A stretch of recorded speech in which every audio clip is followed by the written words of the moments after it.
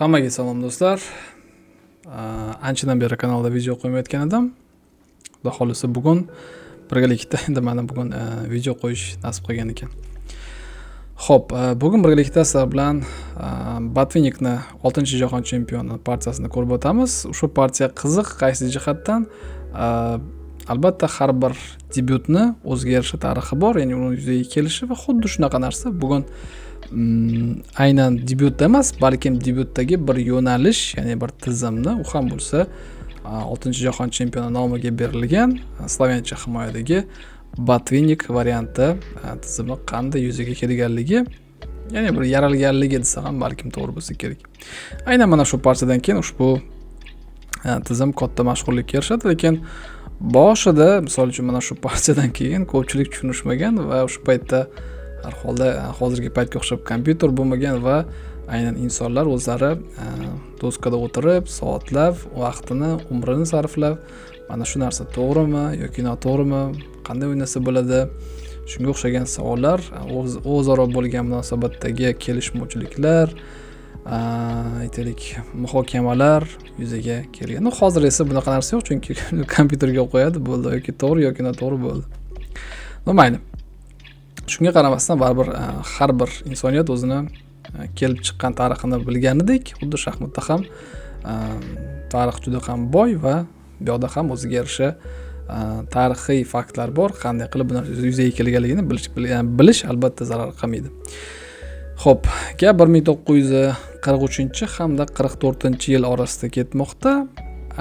Urush bo'layotgan yillar. Mikhail Botvinnik albatta o'sha SSR hamda o'sha paytdagi Germaniyaga qarshi kurash olib borayotgan edi. Va tabiiy holki bunaqangi urush holatda musobaqalar kam va urushda o'zingiz tasavvur mumkin. O'ylaymanki ko'pchiliklar biladi qanaqangi atmosfera, muhit bo'lganligini. Shuning uchun o'zini amaliy kuchini yo'qotmasligi uchun Mikhail Botvinnik vaqtini bekor sarflamagan va o'sha ish qilishidan tashqari har doim mana bu analitika, ya'ni tahlil qilish ishini olib borgan har doim va mana shu tahlil variantlaridan bittasi aynan mana shu variantga e'tiborini qaratadi va shuni ustida bundan tashqari yana boshqa variantlar ustida ham ishlagan, lekin mana shu variantda aynan go'yoki bir yangilik sifatida shaxmat olamiga kirib keladi. Umuman olganda ushbu varianti 1941-yildayoq уже tayyor bo'lgan, faqatgina ushbu variantga qarab boradigan shaxmatchilar topilmagan. Chunki Botvinnikni ko'pchilik bilardi.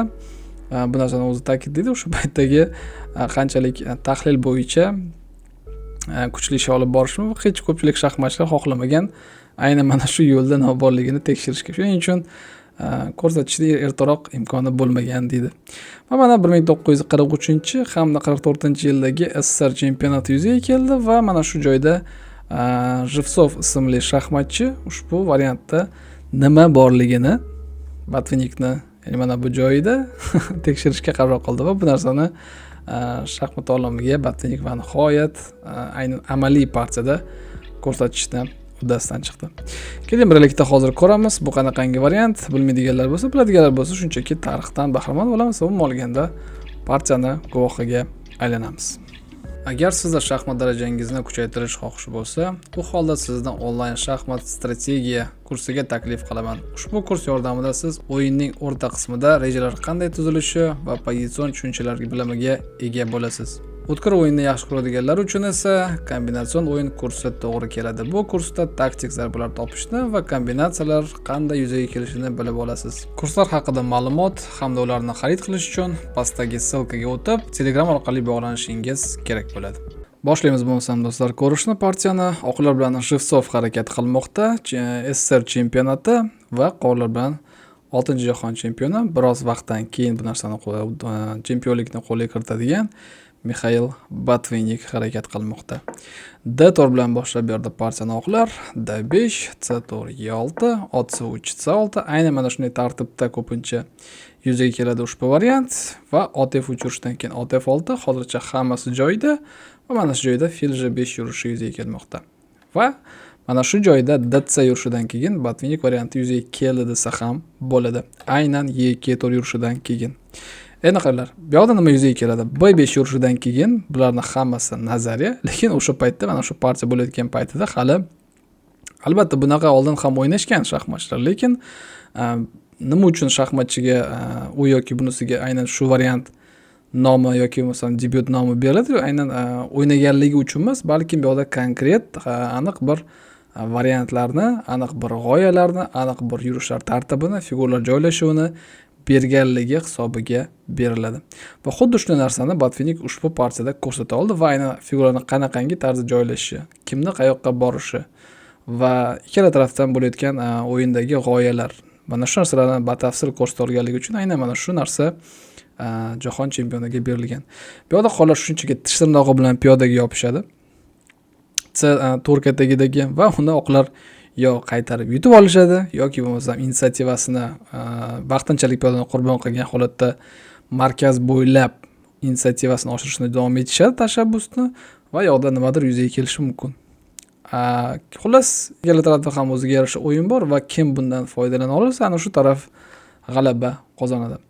Albatta bu yoqda E5 yurishi yaqqol ko'zga tashlanadi. Bularning ham hozircha nazariya va tabiiy holki bu yoqda H6 yurishi bor.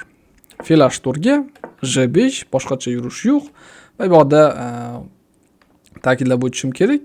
Agarda bu yoqda oqlar E yurishini qilishadigan bo'lsa, figurani tezroq yutib olish maqsadida, u holda qollarda hech qanday debyut jihatidan boshidanoq muammo bo'lmaydi. Ular qaytarib yutib olishadi figurani va javoban ot E5 bo'lishi mumkin. Ferz uradi F6, A4, u holda himoya qilishadi. Fil E2 yurishiga ot B7 rivojlanishni davom etishadi. Rokirovka hamda fil B7 yurishidan keyin ko'rmoqdamizki, J liniyasi bo'ylab shohni uzun tarafga qarab xavfsizlikka olib o'tishadi va to'g'ridan to'g'ri oqlarning shohiga hujum boshlanadi. Shuning uchun tabiiy holki bu yoqda oqlar qurbon qilishadi vaqtinchalik figurani, javoban qaytarib ikkita piyodadan keyin tabiiy holki figura qaytarib yutib olinadi. Lekin ot B7 yurishidan keyin ko'rmoqdamizki, ikkita liniyani ochilganligi, J hamda H liniyasi bu ham juda ham katta ahamiyatga ega albatta. Endi mana bunaqangi shohni mana o'rtada turibdi. E'tibor berishingiz mumkin va shoh tarafga o'sha rokirovka qilishning iloji yo'q tabiiy holki. Uzun tarafga ham bir qarashda bu yoqda A4 yurishidan keyin nimalar bo'lishi bu yoqda juda ham shubhali. Markazda qoldirishni ham yana biroz odam o'ylanadi. Shuning uchun boshida mana shu variant yuzaga kelganda ko'pchilik shaxmatchilar tabiiy holki ko'plab mulohazalarga sabab bo'lgan mana shu variant o'ynash mumkin emas degan savollar yuzaga kelgan. Xo'p, ushbu misol uchun hozirgi paytdagi nazariyaga qaraydigan bo'lsak, agar bu yoqda eng kuchli yurish nazariya jihatidan J3 hisoblanadi. Mana shunday tarzda maqsad mana bu fil B7 ga kelgandan keyin o'zi mana shu variantda eng asosiy dushman oqlar uchun bu B7 katagidagi fil hisoblanadi va mana shu B7 katagidagi filga qarama-qarshi o'z filini joylashtirish kerak bo'ladi oqlar. Undan tashqari J liniyasi bo'yicha mana bunaqangi bunker o'ziga yarasha hosil qilinadi va J liniyasi bo'yicha o'yinni biroz bo'lsa ham pasaytirish muddatidan chiqadi. Misol uchun keyinchalik bo'ladi albatta bu yoqda ferz B6, F, rokirovka va mana shunday tarzda o'yin davom etadi. Qollar ferz yoqanatda o'ynashni xohlashadi, o'yinini olib borishadi. Oqlar esa markaz bo'ylab va o'ziga yarasha bu yoqda ustunligi qanaqadir saqlanib qoladi. Lekin ta'kidlab o'taman, o'sha paytda bu birinchi marotaba вообще yuzaga kelyapti ushbu variant. Shuning uchun ferz F3 yurishini amalga oshirdi Jevtsov. Juda ham tabiiy ko'rinadigan yurish, piyodaga hujum qilish hamda yana bir bor mana bu otga hujum qilish. Shuning uchun tabiiy ko'rinadigan eng kuchli yurishlardan bittasi go'yoki. Lekin aslida bu noaniqlik. Fil B7 yurishidan keyin esa piyodani himoya qilish kerak albatta va bu yoqda ham oqlar shunchaki rivojlanishni davom etgani yaxshi. Misol uchun fil 2 va ferz B6 tabiiy holki bu yoqda ham bo'ladi, lekin yuqorida boshini o'yinni o'zidayoq nisbatan nazariy jihatdan, uni hozirgi paytda o'zi kompyuter jihatdan ko'radigan bo'lsak, noaniqlik oqlar tarafidan yuzaga kelganligi uchun baribir inisiativa mana bu tashabbus qollar tarafiga o'tadi. Ya'ni C5 zarbasidan keyin B4 zarbasi fil o'yinga kiradi dahshatli darajada va bu yoqda oqlar o'zi himoyalanish tarafiga o'tishiga to'g'ri keladi. Partiyada esa bo'ldi E yurishi, darhol figurani qaytarib yutib olishni xohladi. Qollar javoban ferz B6 piyodaga hujum qilmoqda. Aynan mana shunday figuralar joylashayotgan joyiga ahamiyat qilishingizni xohlardim va mana shu joylashuvni aynan Mixail Botvinnik o'zi tahlillarida qanchadir vaqtlar davomida, oylar davomida ushbu narsani ishlab chiqqan do'stlar. Fers yuvich urishi maqsad endi bu yoqda ham piyodani himoya qilish va endi C5 urushiga D5 urish bilan javob berish va yoqda almashadigan bo'lsa, u holda mana bu fil keyinchalik otga almashishi mumkin va shu bilan birgalikda kuchli bo'lgan fildan oqlar qutulishni o'ylab ko'rishmoqchi. Va bu yoqda uzun tarafga qarab rokirovka. Va endi oqlarda savol tug'iladi. Xo'p, qollar uzun tarafga qarab ketdi, yaxshi. Endi oqlar qayoqqa olib borish kerak? Agar shohni qanotiga olib boradigan bo'lsa, u holda mana bu to'g'risi J hamda H liniyasi odamni juda ham qo'rqitadigan holat, balkim yoqda shohga nimalardir yuzaga kelishi mumkin. Markazga olib qoladigan bo'lsak, unda bu yoqda ham ertami kechmi markazga bo'ylab zar ochilgandan keyin shohni holati tabiiy holki bu yoqda ham yaxshi bo'lmaydi. O'shaning uchun bu yoqda Jivsov o'yladi va uzun tarafga qarab rokirovka qilishni ma'qul topdi. Lekin partiya davomida bu narsani guvohi bo'lamiz. Aslida bu yoqda ham shoh o'zini hech qanaqasiga yaxshi his qilmasligini, fers A5 yurishni amalga oshirdi Botvinnik, darhol reaksiya bildirmoqda. Piyodaga bosim qilishni hozircha davom etmoqda va keyinchalik B4 zarbasidan keyin piyodani yutishi va keyinchalik shohga hujum boshlanishi mumkin. Shuning uchun hozircha profilaktika va mana shu yerda ham juda ham yaxshi yurish, ot B6 yurishi. Bu ham tabiiy holki Mixail Botvinnikning o'sha tahlillarida albatta keltirilgan, ishlab chiqilgan variantlari bo'yicha ketmoqda Botvinnik. Piyodani himoya qildi va mana endi B4 zarbasi juda ham kuchli tarzda amalga oshiriladi. Bu ko'rmoqdan shunchaki piyodalar oldinga yuradi va shoh uje mana hali bitta ikkita yurish bo'lmasdanoq uje hujum ostida qolayotganligini guvohi bo'lishimiz mumkin. Xo'p, H4 bilan javob berishmoqda oqlar. B4 zarbasi berildi, ot qochishi kerak va mana shu joyda ham C5 urishidan keyin ko'rmoqdamizki, filni baribir o'yinga kirganligini B7 kattagidagi. Va endi juda ham kuchli tarzda markazga hamda shohni qanotidagi mana bu uzun bo'lgan ringin bo'ylab ta'sir kuchini olib borayotganligini guvohi bo'lishimiz mumkin. Shuning uchun mana shu variantda o'zi asosiy qurol oqlarning eng asosiy yomon dushmani bu B7 kattagidagi oq yo'lakli fil hisoblanadi. Ushbu pozitsiyada oqlarga уже biron bir yaxshi maslahat berish juda ham qiyin. Tashabbus allaqachon qollar tarafiga o'tib ketdi. No, nisbatan bu yoqda yaxshiroq edi albatta fil 2 rivojlanishni davom etgan holatda va misol uchun C3 yurishi bo'ladigan bo'lsa, u holda javoban DC, fil D5, ya'ni hujum qilgan holatda mana bu yerda bo'lishi mumkin. U holda уже qurbon qilish kerak edi. Mana shu kuchli bo'lgan filga o'z sifatini, boshqacha variant yo'q edi. Va bu yoqda ot D5, fers D3, keyinchalik CB bo'lishi mumkin. Fers A6 yurishidan keyin ferslarni almashtirishning uddasidan chiqadi oqlar va bu eng asosiy ularning hozirgi pozitsiyadagi maqsadi bo'ladi, chunki ularga hujum ketmoqda. Almashtirib olgandan keyin tabiiy holki bu yoqda material yetishmayapti, lekin bir narsalar balkim qilib durangni ushlab qolish mumkin, lekin albatta insoniy jihatdan qaraydigan bo'lsak, bu mag'lubiyatli pozitsiya. Partiyada esa umuman noaniqlikka yo'l qo'ymoqda oqlar, ya'ni Jivsov u shunchaki otini himoya qilishni ma'qul topdi. Albatta bu yurish ham juda ham mantiqiy ko'rinadi, ya'ni ot markazi juda ham yaxshi turibdi va uni nima uchun olib qochishim kerak degan maqsadda. Lekin bu yoqda уже konkret hisob-kitobli variant ketmoqda. Shuning uchun bu yoqda C3 zarbasidan keyin oqlarning shohi уже yaqqol ko'zga tashlanmoqda, o'zini juda ham yomon his qilayotganligini. Qollarda yagona bo'lgan muammo bor, u ham bo'lsa mana bu F8 kattagidagi fil hozir shuni o'yinga kiritib olsa, u holda hech qanday muammo qolmaydi qollarda va ular o'z Sverziya qanot bo'ylab o'zini kuchli inisiativasini, hujumini olib borishni davom etishadi. Ushbu joyda ham mana bunday variant ko'zga tashlanishi mumkin, ya'ni BC yurishi qiladigan bo'lsa nima bo'ladi deganda, u holda ot D5 yurishini tayyorlab qo'yganda Mixail Botvinnik va fers D3 yurishidan keyin u holda aynan piyoda bilan olish, ot bilan emas. Gap shundaki, misol uchun ruh C1 yurish orqali hujum qiladigan bo'lsa, ushbu piyodaga u holda ot B4 yurishidan keyin albatta himoya qilish kerak piyodani.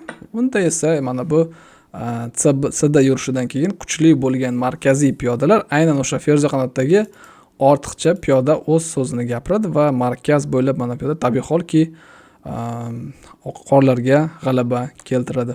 Partiyada biz oqlar tarafidan undan ham kuchsizroq yurishni ko'rmoqdamiz. U ham bo'lsa fil 2, navbatdagi noaniqlik oqlar tarafidan fil D5 yurishi bo'lmoqda Botvinnik tarafidan. Endi o'ylaymanki yana ham ko'zga tashlamoqda, mana bu B7 kattagidagi fil aslida butun doska bo'ylab o'ynayotganligini. Ayk tagidagi piyoda hujum ostida va tushunarsiz qanday qilib himoya qilish mumkin ushbu pozitsiyada piyodani.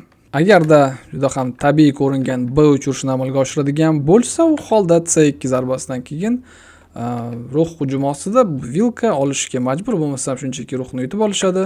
U holda fers ichkariga kiradi va javoban fil uradi B3 va bu yerda ikkita taraflama mod xavfi bor, yoki A1dan yoki C2 dan. Oqlar buni tanlashi mumkin o'zini xohishiga qarab. Partiyada o'shaning uchun Jilsov iloji yo'qligidan A3 yurishini amalga oshirdi, lekin bu ham hech qanaqasiga pozitsiyani yengillashtirishga olib kelmaydigan narsa. Va mana shu joyda Botvinnik o'yini darhol yakunlash mumkin bo'lgan imkoniyatda zarbasi bor edi. U ham bo'lsa fil B3 yurish orqali, ya'ni sifatga hujum qilgan holatda, undan tashqari boshqa xavflar ham juda ham yetarlicha va agar ruhni olib qochadigan bo'lsa, u holda ot C4 kataga qarab keladi va bu yerda fers hujum ostida, hammasi hujum ostida va o'ylaymanki bitta ikkita yurishdan keyin o'sha oqlar yiqilishgan bo'lar edi. Partiyada esa Mikhail Botvinnik biroz noaniqlikka yo'l qo'ydi. U ham bo'lsa otini A4 yurgan holatda, lekin bu ham pozitsiyani hech qanaqasiga buzadigan narsa emas. Hali ham kuch va bu hujum inisiativa qollarning tarafida qoladi. Javoban DC bo'ldi va mana shu yerda juda ham ahamiyatli narsa. Misol uchun albatta ot bilan ham olish mumkin qollar, lekin aynan Botvinnik o'ynamayotgan, o'yinda ishtirok etmayotgan va ruhlarni birlashtirishga xalaqit berayotgan figura bilan olishni ma'qul topmoqda va oqlarni kuchli bo'lgan mana shu partiyadagi deyarli yagona ishlayotgan figuraga almashtirishni uddasidan chiqmoqda. Va endi qollarda hech qanday yuqoridagi mana bu F8 katagidagi fil ketgandan keyin muammo yo'q. Ot undan tashqari kuchli bo'lgan kataga ko'chdi va bu yerda endi yuqoridagi xavflar yana ham saqlanib qolmoqda. Endi agar ushbu pozitsiyada ruh D4 yurishi bo'ladigan bo'lsa, nisbatan yaxshiroq, nisbatan kuchliroq ta'kidlab o'tmoqdaman. Lekin baribir bu narsa ham yordam bermaydi. U holda javoban birinchi bo'lib BA va javoban fers uradi C3 yurishiga aynan mana shu maqsadda qilingan edi ushbu yurish, ya'ni o'sha ferslarni almashtirishga bo'lgan taklif. U holda A2 yurishidan keyin shoh qochish kerak A1ga va almashtirgandan keyin to'g'ri darhol hujum, ya'ni modli hujum o'z nihoyasiga yetishi mumkin, lekin material bo'yicha albatta ustunlik qollar tarafida juda ham katta darajada bo'ladi va hech qanday qiyinchiliksiz qollar g'alabaga erishishi mumkin. Va keyinchalik ikkinchi ruh ham o'yinga chiqadi va shu bilan almashtirishni davom etishadi qollar va tabiiy holki mana bu A2 tagidagi piyoda ham katta ahamiyatga ega ushbu pozitsiyada. Partiyaga qaytadigan bo'lsak, bu yoqda BC yurishi bo'ldi. Bu ham yuqoridagi ruh D4 yurishiga qaraganda ancha yomonroq variant. Javoban esa BC va javoban ruh D3 yurishi bo'ldi. Piyodaga hujum qildim yoki boshqa narsani bunda ahamiyati yo'q. Partiyada Mikhail Botvinnik albatta darhol olsa ham bo'lardi mana bu ruhni va almashgandan keyin bu yerda ko'plab almashlar yuzaga keladi va oxir oqibat baribir qollarda mana aynan shunchaki g'alabali pozitsiya emas, balki modli bo'lgan hujum davom etadi. Hozircha partiyada biz boshqa narsani ko'ramiz. Botvinnik fers B6 yurishni amalga oshirdi. Undan ham kuchliroq bo'lgan yurishni materialga darhol yopishgani yo'q. Shoh qochgandan keyin yana bir bor shoh berdi. Shoh D1ga va mana endi ot uradi D3 bo'ldi partiyada. Javoban fers fil uradi D3 hamda fil B3 yurishidan keyin va nihoyat Jilsov mag'lubiyatini tan olishga ham ulgurgani yo'q. Ya'ni shunchaki vaqti tugadi ushbu shaxmatchini partiya davomida. Vaqti tugamagan taqdirda ham o'sha bu yoqda pozitsiyani, ya'ni partiyani qutqarishni hech qanaqasiga iloji yo'q. Bir necha yurishdan keyin bu yoqda yoki katta materialni berishga to'g'ri keladi yoki bo'lmasam shunchaki mod bo'lishiga to'g'ri kelardi. Mana shunaqangi variant yuzaga kelgan do'stlar, ya'ni bu Botvinnik variantini o'sha 1943 hamda 44-yil oralig'ida shaxmat olamiga kirib kelgan vaqtda hisoblanadi va aynan mana shu partiyadan keyin ushbu variant rasmiy tarzda Botvinnik varianti deb rasman tan olinadi va ushbu variantga 6-jahon chempionining nomi, ismi beriladi. Ushbu partiyadan keyin yana bir ta'kidlab o'tishim kerak, oradan ancha vaqtlar o'tdi. Bir vaqtlar bo'ldi, yo'q bu variant o'ynash mumkin emas deyildi, yana qanaqadir vaqt ha o'ynash mumkin deyildi. Juda ham ko'plab ya'ni mana bu muhokamalar, tortishuvlar, bellashuvlar, tahliliy bo'lgan variantlarning kelishmovchiligi va oxir oqibat ushbu variantni o'ynash mumkin. Bemalol faqatgina albatta bu yerda juda ham o'tkir o'yin yuzaga keladi va hammaga ham ushbu variant to'g'ri kelmaydi. O'ylaymanki, video qiziqarli bo'ldi va eng asosiysi foydali bo'ldi degan umiddaman, hurmatli do'stlar. Kelasi videolarda ko'rishguncha deb qolaman. Xayr, salomat bo'ling.